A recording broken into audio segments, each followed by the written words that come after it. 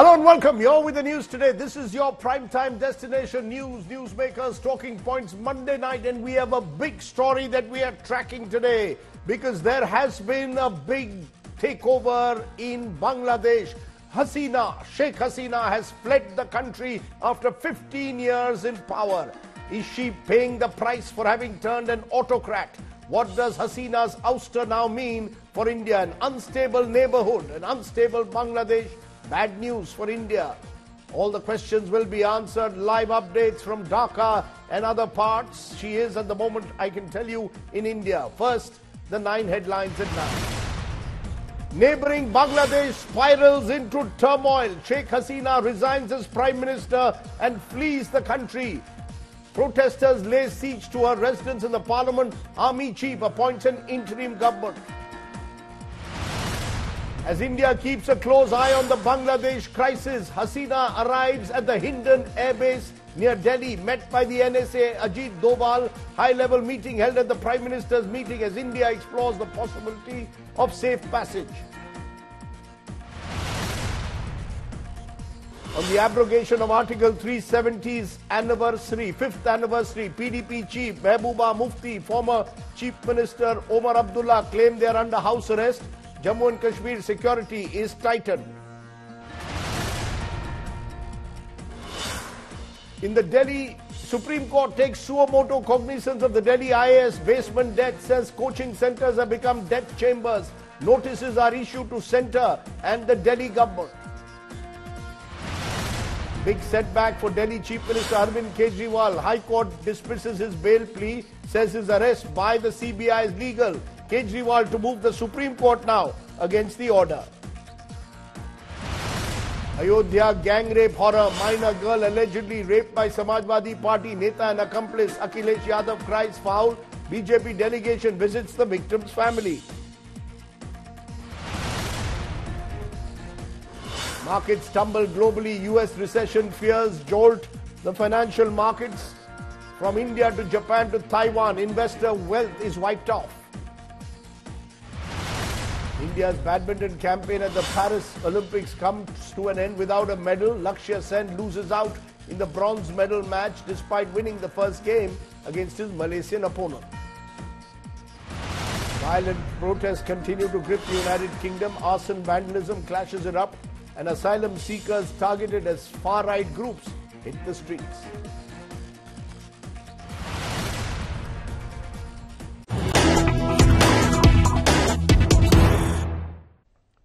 But the big story we are breaking at the moment, Sheikh Hasina, the ousted Bangladesh Prime Minister, is at the moment at the Hindon Air Base near the national capital. A high-level meeting is on at the Prime Minister's residence. Home Minister Amit Shah, Defence Minister Rajnath Singh, the External Affairs Minister Dr. Jai Shankar, Finance Minister Nirmala Sitharaman and the National Security Advisor Ajit Doval are at the moment at 7 Lok Kalyan Marg. That crisis is part of the agenda. The Prime Minister is being briefed on the Bangladesh crisis, where, remember, earlier today Sheikh Hasina was forced to flee the country amid street-wide protests that have continued for more than a week. The NSA Ajit Doval met Hasina at the Hindon Air Base. There are reports that she will be given asylum in either London or Finland. Those negotiations are on. Meanwhile, she is at the moment, we are told, in the safety of an air base at Hindon. Let's get a sense of all that's happening on this dramatic news day. Geeta Mohan, our diplomatic affairs editor, is with us. Shivani Gupta is at the Hindon Air Base. Salman Saeed is India Today's man on the spot there in Dhaka. I want to come to you, Salman, first. What is at the moment happening in Dhaka? Is it peaceful now? We are told an interim government with the army chief taking a direct role is now in place. Actually, the streets of Dhaka is still violent. There's no law and order at the moment. Police station just near my home has been burnt down and there's been looting going on. 10 minutes back, I was just in front of the Prime Minister's home. I went to pick up a family member from there. They went for the celebration, but they got difficult. Okay, we are having some trouble with the line there, not unexpectedly, given the kind of difficult situation in Dhaka at the moment. But Geeta Mohan, I'm going to play first some of those pictures, dramatic pictures that came in from Dhaka. You can see people atop a statue of Mujibur Rahman. Many of them even entered Sheikh Hasina's residence. We'll show those pictures. Some of them were sitting on her bed today. What are you picking up? What are the options that India has at the moment?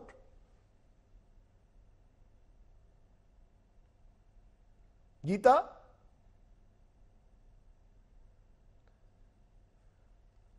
Let me go in the meantime while Geeta gets her mic on. Geeta, can you hear me now? I can hear you, Rajdeep. Yeah, please go ahead. What are India's options at the moment? So since the time the situation turned volatile in Dhaka, the Indian administration, Ministry of External Affairs, PMO, National Security Advisor's Office, all of them have been monitoring the situation. Around 12 o'clock, there was a meeting between and amongst the Defense Minister, National Security Advisor, External Affairs Minister, the military chiefs, and they were looking at what next to be done.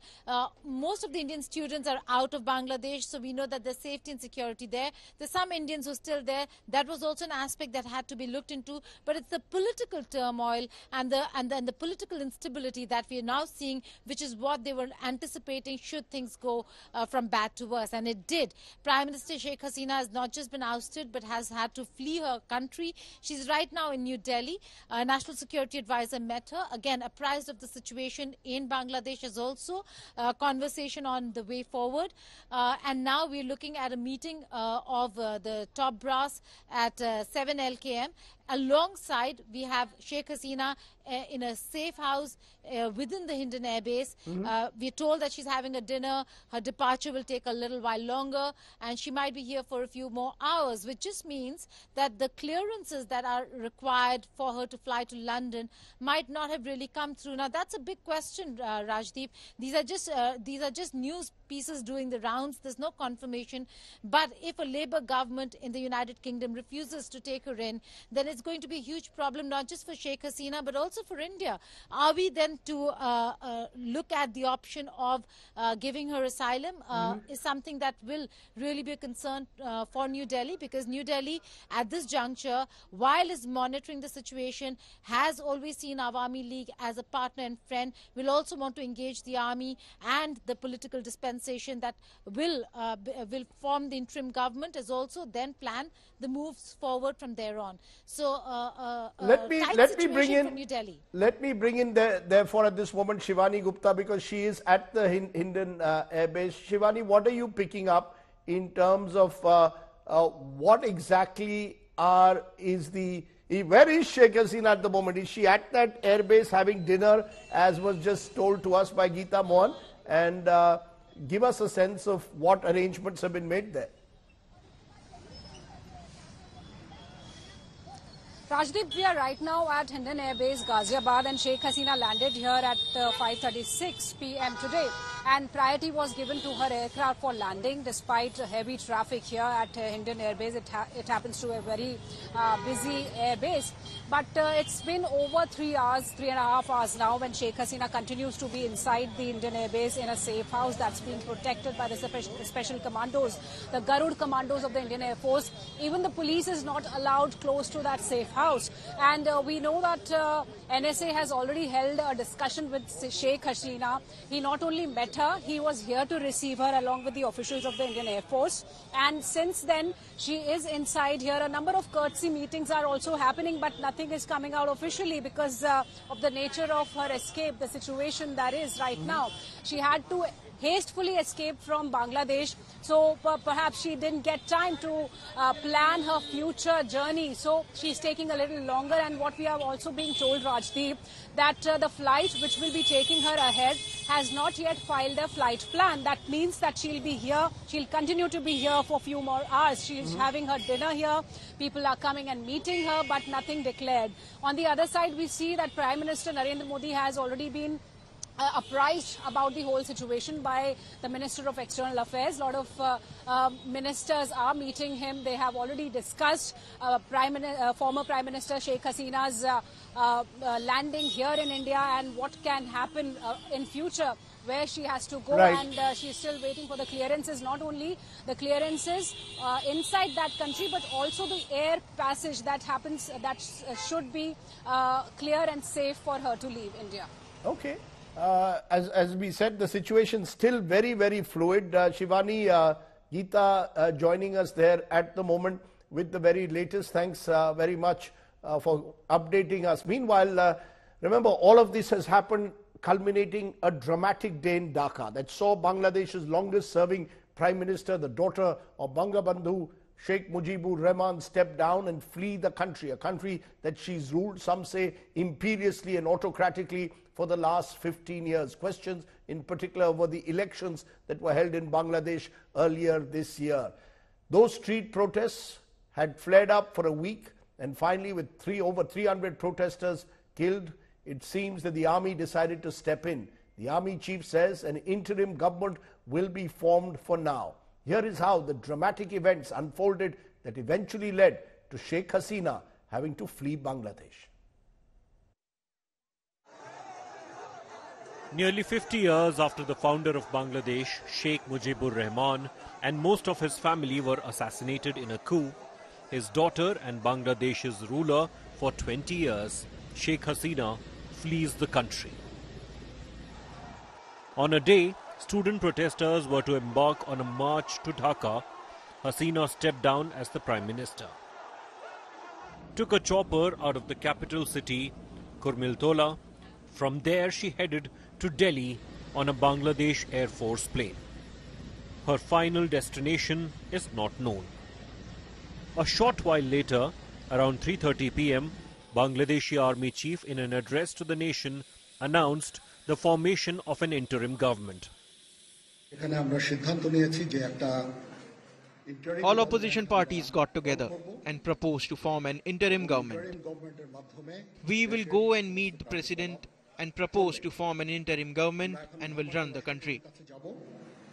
interim government former ব্যাপারে ওনার সাথে আলাপ আলোচনা করে আমরা একটা interim government form করে দেশ পরিচালনা করব. Hundreds of protesters stormed Hasina's residence, taking away chairs, furniture, utensils and other memorabilia. They also vandalized Mujibur Rahman's statue.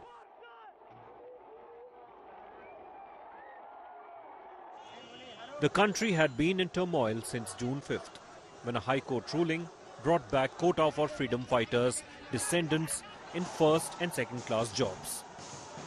The quota was incidentally scrapped by the Hasina government in 2018. What turned the tide overwhelmingly was Hasina's remark on July 14th, wondering if the quota should be given to Razakars instead of freedom fighters. If the grandchildren of Mukti Jodha can't qualify for reservation, is it to be given to Razakars? While Hasina issued clarifications, the damage was done. The comparison to Pakistan-backed militia that carried out atrocities on local population during the 1971 liberation movement angered the protesters. Over 300 people died in the protest since June. The highest single-day toll was on Sunday, when more than 100 people died, eventually sealing the fate of Sheikh Hasina. Bureau Report, India Today. Let's raise the big questions once again here on the news today. Is this the end of the road for Bangladesh's longest-serving Prime Minister? Has Hasina paid the price for turning an autocrat? And is there a lesson in that for leaders across the world? What does Hasina's ouster mean in the near term for India? An unstable Bangladesh, bad news for India. Some of the questions that we will raise tonight. I'll be joined by several guests, but I want to go to the first guest. I spoke to her a short while ago because she's a newsmaker. Rumin Farhana is former leader of the opposition in Bangladesh, of the BNP. Appreciate your joining us, Ms. Farhana. Sheikh Hasina stepping down as Prime Minister just months after she was re-elected in an election you and many other parties boycotted and described as rigged.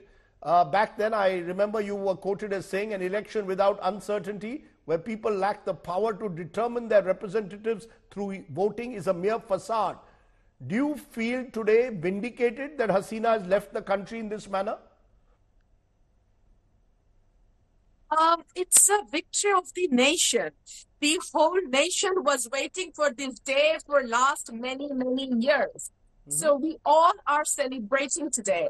You know, for last 15 years or so, people could not exercise their voting right. So they lived as the second citizen of this country. So it was a day of victory, not for me only, but for the nation as well. And after 1971, we feel like in 2024, we are liberated again. I mean, it's our second liberation. That's how we feel. You know, you're saying it's a second liberation there, Farhana, but the fact is that Hasina stepped down after days of violent protests, reportedly being pushed out by the army. Is an active role being played by the army a good sign for democracy, given what the kind of role the army has played in the past in Bangladesh? You see, there was no democracy in Bangladesh for the last 15 years. In 2014, there was a so-called election where 153 seats were elected before the election day. So it was basically a mockery with the nation. The same happened in 2018, where the election took place in the midnight. And in 2024, it was Hasina versus Hasina. So for last 3 terms, there was no election in Bangladesh. So there was no democracy, there was no freedom of speech, there was no human rights, there was no freedom of assembly or to do politics in a normal environment. So now we are thinking of building this nation again. We will build a new Bangladesh, inshallah. We will make a new Bangladesh. You know, you're saying you'll build a new Bangladesh. You know, you're saying you'll build a new Bangladesh, but there are those, especially supporters of Hasina, who are seeing a foreign hand in these protests, saying there are all radical elements that were supporting parties like yours. Hasina herself has once said, in fact, before this quota issue surfaced, if I allow a certain country to build an airbase in Bangladesh, then I would have had no problem. She didn't name the United States, but there are people who are saying the US also has had an interest in fueling these protests. Was there a foreign hand, ma'am? See, since she fled from the country, since we didn't get any opportunity to ask her the questions, we don't know whom she indicated. But the reality is, it is a democratic country. It is People's Republic of Bangladesh, and people's will is the last word. So people refused her long back, and eventually she had to flee from the country. So that becomes the reality now. And now the people will decide who will be in power, who will be in the parliament, how the country will move forward. It will be the decision of the people. Rumeen, you're saying the people will decide who will form the government, but as those visuals that I showed, the people have taken over the streets. There has been arson, there has been looting in the last 24 hours. Now the army says it will form the interim government.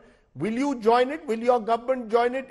Will your party, BNP, join it if you get a chance? And do you really think free and fair elections can now take place in this atmosphere? You see, it's only few hours now that we have been liberated. I am just purposefully using the word liberated. Yes, we have been liberated. It's only a few hours now. So it's too early to make any comment, number one. Number two, if the nation feels that they need me for any reason, if they think that I can be of any help, I'm always ready to serve my nation in whichever way the people want me to.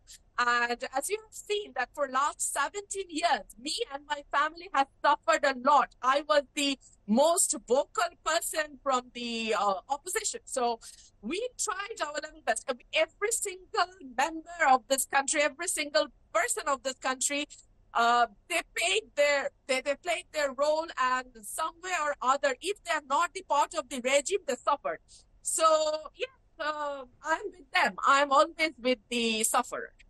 What will you say, though, to those who warn that what we are seeing on the streets of Bangladesh could eventually result, or the return could result in the return of the rise of hardline Islamists in that country. Is that an exaggerated fear? You see, there is no hardline Islamists in Bangladesh. People of this country, they follow religion, but they're not fanatic. They are not extremists, for God's sake. So I don't think that there will be a rise of extremism. There was a fear of this rise if Hasina continues. Since she fled and she gave up, I don't see any reason why the extremists will come up. Okay, let me leave it there. The former leader of the opposition, Rumin Farhana, joining me, giving us a sense of where she and her party stand, claiming that this is a moment of victory for the people of Bangladesh. Let me leave it there, Rumin. We'll wait and see how this develops. I'm joined by more guests now live this time. Subir Bhaumik is senior journalist and author. He's tracked Bangladesh for decades now. KC Singh, former secretary MEA, is with us. Zulkarnain Sair is Bangladesh researcher based in London. Arafatul Islam is Bangladeshi German multimedia journalist with the Deutsche Welle Bengali service, joins me from Bonn in Germany. Appreciate all of you joining us at this moment. Let me first come to you, KC Singh. Give us a perspective of how you see what's happened on the streets of Bangladesh and Dhaka affecting us here in India. We have this high-level meeting already going on at the Prime Minister's office. What are India's options? Rajdeep, I don't see the surprise here. I think this has been building up for some time. On the 9th of January, I wrote an op-ed saying the election results call for caution, not complacency. But the Indian government was busy that time with Ram Mandir, then election, then Charso Par, then something else. The bells were ringing even then because the opposition had boycotted. The government had put up, Awami League had put up fake candidates as opposition candidates and got a massive mandate. No, that kind of authoritarian rule works as long as the economy is okay. As long as you're not, there is not terrible amount of divisiveness in the society.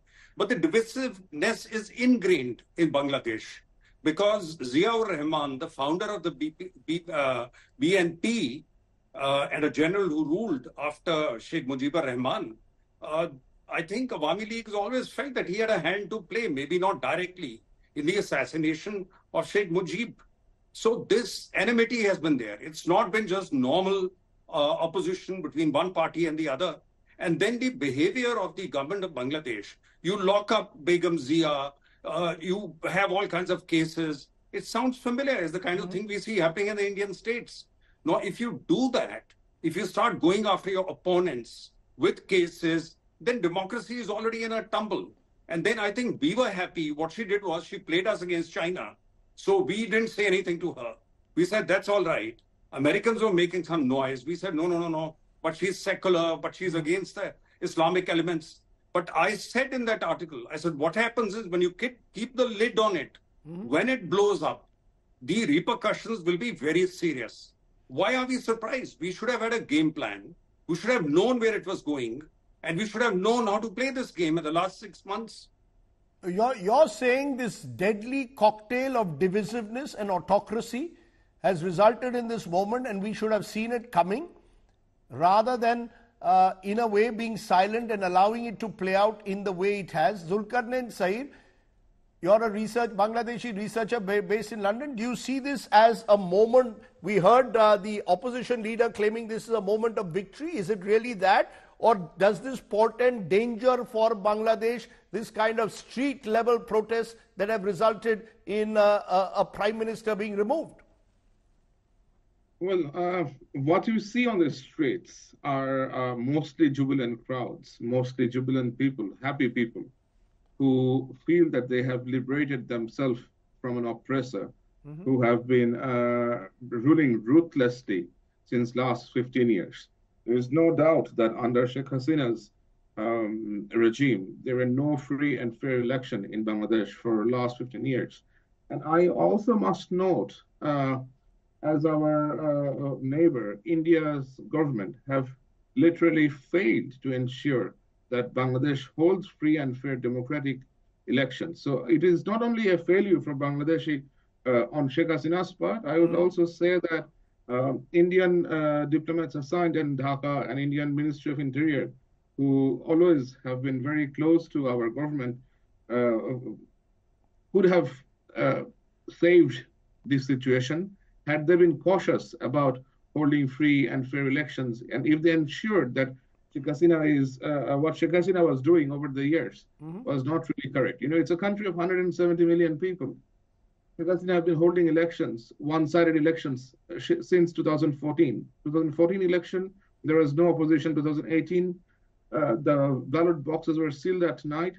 2023 election, absolutely one-sided election. So India, as the bigger country and who does have certain interest in Bangladesh, could have played a better role. So you're saying India should have intervened in some way, or India should have put pressure on Sheikh Hasina to have ensured free and fair elections. Of course, that's easier said than done, given the kind of situation that exists in that country in recent years. Subir Bauming, did India make its mistake in putting all its eggs in Sheikh Hasina's basket in recent years? I would agree with Zulkarnain that, you know, at the end of the day, as KC Singh was saying, we have some similar problems in India, but at least elections here are fair, which is why you see the result. Even the almighty BJP got the shock, you know, in the recent election. But if elections are not held, it's like a pressure cooker, it builds up. And as KC rightly said, till the economy is doing well. Now, since the, COVID, the economy is not doing well. In the last 4 or 5 years, Bangladesh economy has been taken over by cronies. I've written stories about Salman F. Rahman and all these people. How these cronies have taken over the economy. It's a game of loot across the board. And therefore, when it pinches, when people, common people tell you, I have to say it in Hindi, not in Bangla, my mother, that Eid ka din bhi gosht naseeb nahi ho raha hai. People don't like it. So, you know, it starts as a student movement, but you see the masses piling on because different people have different... No, do you see it as a mass movement? Are you saying it's a mass... No, are you saying it's a mass movement? Do you believe what's happened on the streets of Bangladesh a mass movement or instigated by the opposition? No, this is all nonsense, instigated by the opposition. All opposition... There is no opposition in Bangladesh. We like to fish in troubled waters. Doesn't exist. When you have farmers' agitation here, you see the Congress running in. So, you know, if there is a movement which is, you know, which starts as a student movement, Bangladesh has a long history of student movement. The politicians follow. It's the students who take the lead. You know, Bangladesh, from 1952, students have taken the lead in all these movements. You know, it's a very Bengali phenomenon in some ways. And therefore, to assume that, you know, the opposition will try to fish in troubled waters. They'll try to take advantage. But here, if you look at the organizers of the movement, they're not political people.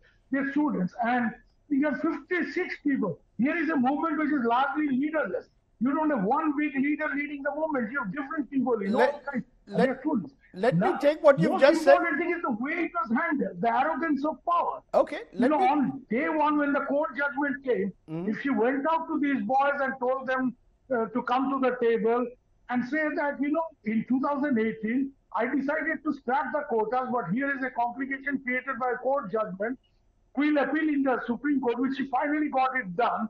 She should have said it then. She said, so Rajakar and Bacha, they only, you know, so you're saying she should have, just a minute. You're saying she should have negotiated with the students. She could have worked out a solution. It's the arrogance of power that's played out. Arafatul Islam, do you agree with that? That in a way, this is a popular movement. This is not opposition or foreign sponsored. This has organically grown from below after 15 years of what many believe has slowly moved towards being an elected autocracy.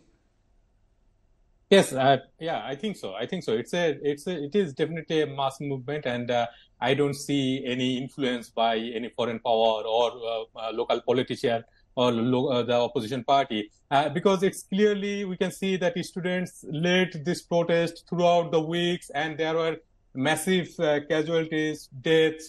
And but could she have done something differently? Could Sheikh Hasina? Of course. What could she have done? She could have done. Yeah, she could have solved this issue last month or even in June, because when this High Court rule came, that they say the High Court said that you have to reinstate the quota system, but at the same time, this ruling also said that the government can change the ratio of the quota. So the government could have changed the ratio, and the issue would have solved there. So, but she didn't do that. Instead of solving it, instead of finding an amicable solution, she preferred to use force, and she tried to forcefully disperse all those protesters.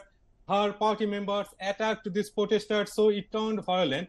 And altogether, we see that all those discontent among people because of this democratic backsliding of Bangladesh, because of this human rights, poor human rights records, because of this economy. So almost people from every sector joined there. So it's not only political parties. Students joined this protest. Students led this protest, but I have seen other professionals joining in. The country I am in, Germany, like there are over 20,000 Bangladeshi citizens living, studying, working in Germany. Many of them also protested, even in Germany. They are saying that it should not be this way. I mean, why are you?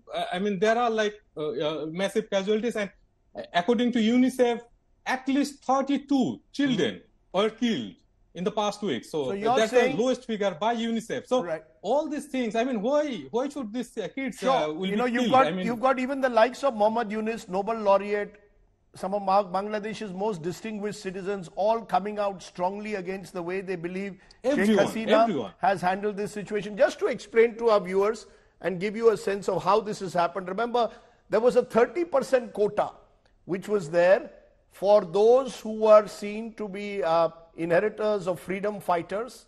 And on July 1st, in protest against that rule, after a court ruling, students started blockades. They demanded changes in the rule. Hasina dismisses the protests as a waste of time, doesn't take them seriously enough. The protests gather momentum, violence intensifies. 6 protesters are killed in clashes first on the 16th of July, and the students reject Hasina's appeal for calm, and by then, even though her party has gone to the court, it's not good enough. The protests escalate, a government building is torched. The Supreme Court then rules against reintroducing these job quotas. So that was the hope that that would have sorted the issue, but the students went ahead, demanded a complete removal of any quotas for those who were part of the 1971 freedom fight. Army then sided with the protesters on August 4th, and that was the turning point. 68 protesters were killed in the clashes yesterday, and the final protest march was to take place today in Dhaka, and as it approached the Prime Minister's residence, she fled the country. KC Singh, let's come back to what we are hearing. There seems to be a consensus that Sheikh Hasina botched this up and botched it up badly. From an Indian perspective, surely our High Commission in Dhaka and indeed the government would have known what was happening. This is one of the few countries in the neighborhood with which we've had a strong relationship in the last decade. Is that the reason why India was reluctant in a way to act, to demand from Sheikh Hasina a free and fair election, or ensure that the students were in a way pacified?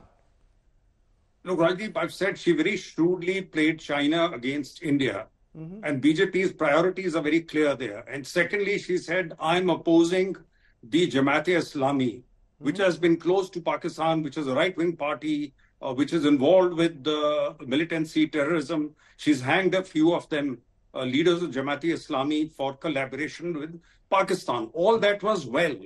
But what she had to do was, after you have obtained what you think is recompense, you start then building bridges. You start then reaching out. Now, you can't make multiple mistakes. So what she did was, she brought all her opponents together. Youth have started it. Jamaat-e-Islami was already sulking. They were in a corner because their leadership had been decimated and decapitated. And BNP was locked up. The son of general is sitting in England, I think. And Khaleda Zia is at home. No, but did India do the right thing? Did India, Casey, do the right thing by backing Hasina in the belief that Sheikh was a bulwark against these potential extremist, so-called anti-India forces? Well, that's precisely the mistake that I'm pointing out, that when Americans do it time and again. It's not that India has done it. They make this mistake. How did Arab Spring start, which brought down 3 dictators? It was one fruit seller who's beaten up by the police in Tunisia. And then you see, that means when you're already having cracks in a society, there's a lot of disenchantment. It needs a spark. The students provided the spark and she misread it. She's not read it. But what are we doing in Delhi? As I told you, I wrote a piece in January, 6 months ago. I tweeted and 50,000 people have read it. And the article's title was Caution and Not Complacency. At that stage, NSA has gone to Hindon now. NSA should have been in Dhaka then and telling them, ma'am, I think you need to make sure that all these forces do not coalesce, do not worsen it. You have to soften your stand. You have to reach out to the opposition. You have to create divisions in them and therefore create a bridge. Don't shut all the doors. Otherwise, you'll have an explosion. Did we have that chat with her? I don't know. If we didn't, why not? Is it because we thought then she'll say, no, I'm giving this contract to China. I will bring China in. So I think she was using the China factor. And therefore, India was a little cautious in not pushing her beyond a point. Let me get my guest in once again from there in London at this moment. Zulkarnain, your views to what you're just hearing. Are you hopeful that this turmoil now is over, or do you fear it will worsen? Well, I'm hopeful that it will get better because the crowd that you see here, like they have had their ultimate explosion, like the ultimate explosion that, like, which led to all this mass uprise was. So you see the streets now becoming quieter with the army now fully in charge. I think it will, like, I think in coming days, once there is a caretaker government or interim government formed, and if that is accepted by all the bodies, I think automatically it would tone down. Okay. Because the explosion. Let me at this moment also welcome another guest who's joining us. Veena Sikri has been former Indian ambassador, High Commissioner to Bangladesh. I appreciate your joining us, ma'am. KC Singh was earlier telling us that he believes that India should have read the warning signals in January itself. Some of our Bangladeshi guests are also saying we should have put pressure on Sheikh Hasina to ensure free and fair elections. Has India been behind the curve and been caught napping in a way? Let me say 2 points quite clearly in answer to both those queries. Firstly, the elections were open, but the BNP chose not to participate. Now, you cannot choose not to participate and then say that they were not a participatory elections.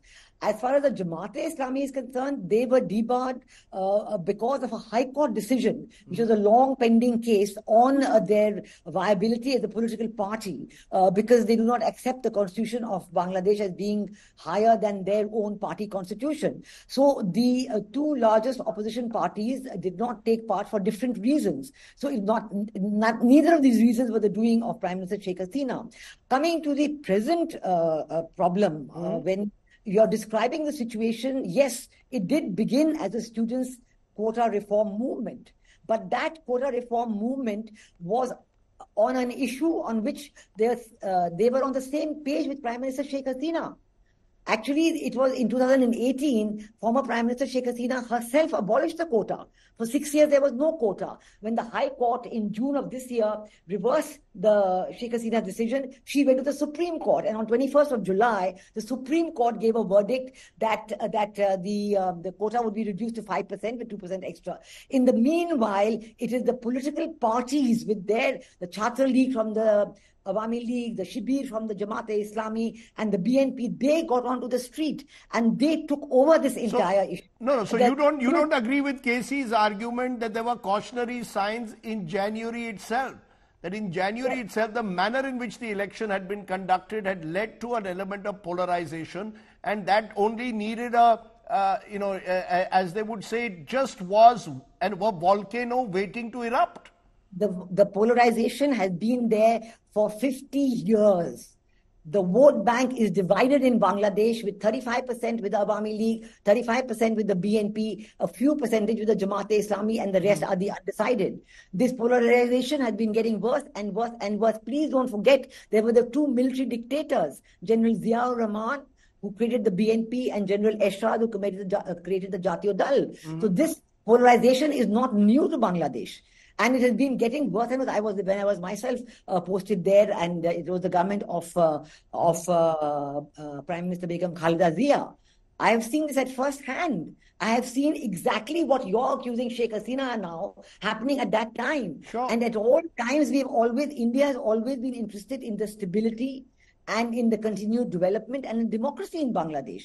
Of course, we've always, the democratic institutions, whether it is judiciary, whether it is the election commission, all these are very much interested in that. But at this moment, to blame the students for this, I think it has morphed into a political, even the Daily Star published yesterday, the numbers, because at that time, up to yesterday, that means day before, but yesterday it came in the papers, that 204 people had died. But of them, 53 were students. The rest were political activists, the rest were civilian policemen, and so on. Of course, after that, we've had even more deaths yesterday and today. And look at what you're showing as visuals. Are these students on the street? I heard Mohammed Yunus saying on another show that these are celebrating, but they're vandalizing the statue of Sheikh Mujib. Sheikh Mujib you're saying that, but Suvir Bauming, you want to respond to what you're hearing from Veena Sikri? She seems to disagree with what many of you are saying. She seems to see this almost a form of anarchy which has taken over the streets. This is not popular protest. This is not anarchy, and it is not instigated by any other third parties. It is been participated by the general people of Bangladesh. Okay, Zulkarnain, you made that point. You're saying it's general people. Subir, you want to respond to that? No, I will add three things. First, I will tell you that I've seen several of these movements in Bangladesh, in my own country.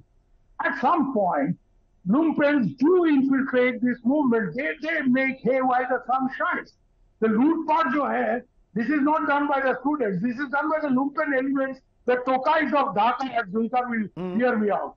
You know, these are people who will infiltrate because they will take advantage. Like the political opposition. You can't blame the opposition for not fishing in trouble towards us. Every opposition will like to, take advantage of this. So there is an element of, criminal or, this kind of lumpen elements who get into this movement. That is number one. So you see this kind of vandalization. Now you raised a very important point, with Zulkar, and I want to say what I have to say on this. Is this getting peaceful? No, sir. There will be extensive vengeance. Knowing Bangladesh the way I do, I am sure that it's data. People who belong to Awami League, people who belong to Chhatra League, people who have been, big guys for, last 15 years, a lot of them will be targeted. Okay, so you're saying I take your point. I take your point. You believe that the violence... So here, I think what Veena says is right. We are interested in the stability. So we should engage the present dispensation in Bangladesh with the army, with the interim government, that minorities and others, I'm going to, Subir, I have limited time. I just want to get therefore quick comments on the possibility that a destabilized Bangladesh, KC, is bad news for India. In a neighborhood where we've already seen instability with other neighbors, this is the worst possible news. A short, quick answer, KC, and then Veena Sikri. Absolutely correct, because it gives a possibility for Pakistan and China to step in. China is already there, but once Pakistan comes in, then they start destabilizing the whole of Northeast. The stability that this government has been trying to bring there, because that will be a big regression. So I think that's the biggest problem, and China will come in then more forthrightly and more strongly into the country. So that's what they've been trying to do, which we've been opposing till now. Veena Sikri, are you equally concerned that a destabilized Bangladesh, possibly with some extremist elements also playing a greater role, is bad news for India? Yes, as long as the extremist elements are going to be there, it is definitely bad news for India. I think India has to be in close touch with the present army chief, who has made the interim list, and he's hoping that with the interim government being activated, the protesters will be off the streets. But right now, looking at the vandalization, looking at the burning and looting, I was on another channel where they showed police stations being burned and the weapons being stolen from police stations. That is also happening. So it's an augury for future violence. It's not an augury for everything coming under control. It is a matter of great worry. So you're saying... India has imposed a curfew and a 200-meter curfew along the border with Bangladesh. So we are hoping to insulate ourselves from the effects of any impact of any of this instability on the neighboring regions in India. Okay. It is indeed a very serious matter. Let me leave it there. Clearly, this is deeply troubling. Our thoughts, of course, with the people of Bangladesh above all else. peace should return to a country that has so much of promise at one level, but still finds itself every now and then periodically going through these moments of turbulence. I appreciate all my guests joining us, especially on what it means for India at the moment.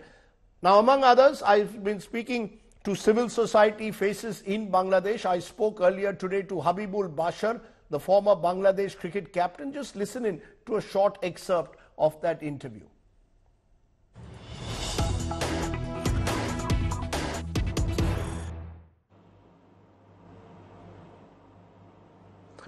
And joining me now is the former Bangladesh cricket captain, one of the faces of Bangladesh cricket and civil society. Habibul Bashar joins me. Appreciate your joining us, Habibul Bashar. Your country in turmoil. Give us a sense of what is happening inside Dhaka, inside Bangladesh, given that so little information is coming out. Thank you very much for asking. Last couple of weeks, not very good things happen in Bangladesh. There, there's civil unrest. We lost a lot of innocent lives, which is not accepted at all. By the grace of Almighty, we are all good now. Hopefully, there will be no problem from now on. But last couple of weeks was, what happens was not good things, which is purely hurts everybody. You're saying that everything will be all right now. Are you saying that with Sheikh Hasina now out of Bangladesh, the army taking charge, the violence has ended? But what really does this mean? That Sheikh Hasina, it seems, is now out of the country. Is that what people want? Is this a people's anger against Sheikh Hasina? Well, where we are standing, probably the only solution we have, probably the only solution we have, from now on. It's a good thing that actually she left. Now I think everything will be, we are all in peace, because that negotiation was not happening. Whatever we are negotiating is not going to happen. We are into like. Okay, there was Habibul Bashar. He's expressing satisfaction that Sheikh Hasina has left the country. Let me take a break, but before that, let's turn to the person who's been at the center of it all. Sheikh Hasina has been Bangladesh's longest serving Prime Minister. For 5 terms over nearly 3 decades. She's been in and out of power over the last 15 years. She's been completely in control, seemingly. And yet a students' protest that continued to escalate into wider street protests has now forced her to resign and leave Dhaka. We delve today into the tumultuous journey of a leader who has both shaped and been challenged by Bangladesh's recent history, from her rise to power in 1996 to her controversial rule and now sudden departure. Is it the end of the road? Take a look.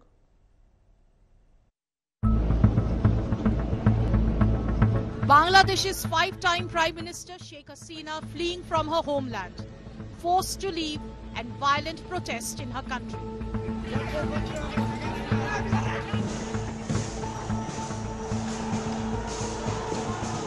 Sheikh Hasina has faced massive protest over the controversial quota system that has snowballed into a Quit Hasina movement. Hasina has now resigned and fled from Dhaka, an abrupt and controversial end to her rule in Bangladesh.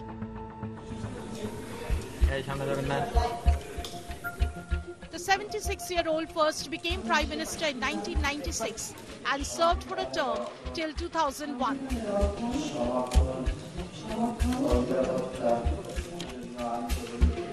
She was re-elected to office in 2009, serving 5 terms overall. back in 1996, as the Awami League leader, Hasina led a coalition government since they fell 5 seats short of a majority. But after 2001, when she lost the election, she faced turbulent times, even being banned in 2007 from entering Bangladesh amid a state of emergency. She defied the ban and touched down in Dhaka from UK to be immediately arrested. The support for Hasina was enormous by now, and in 2009, she was sworn in again as Prime Minister, ending 2 years of rule by an army-backed interim government. Her third term as Prime Minister was controversial as Hasina was accused of winning a not-so-fair election in 2013. Hasina's party rolled into victory in an election that was boycotted by the main opposition party and was marred by deadly unrest. It was in her third term that Hasina garnered international praise for sheltering Rohingya refugees from Myanmar. We want that they should put more pressure to Myanmar government so that they take them back. In 2019, Prime Minister Hasina returned to power when her Awami League won 288 of the 300 parliamentary seats. But again, an election that faced endless scrutiny for not providing a level playing ground for the opposition. And earlier this year, Hasina returned for her 4th consecutive term, her 5th term overall as Prime Minister of Bangladesh that has now come to an end abruptly. Hasina chose to so far call the protest as motivated, but now has been forced to bow down to their demands.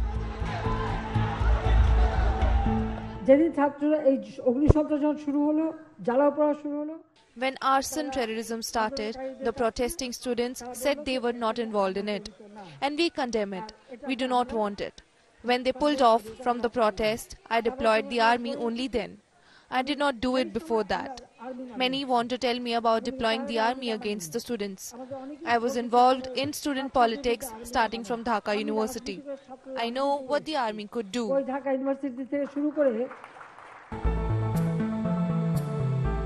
In the past 15 years, Hasina has been credited with turning around Bangladesh's economy while winning international praise for sheltering Rohingya Muslims and turning around India-Bangladesh ties.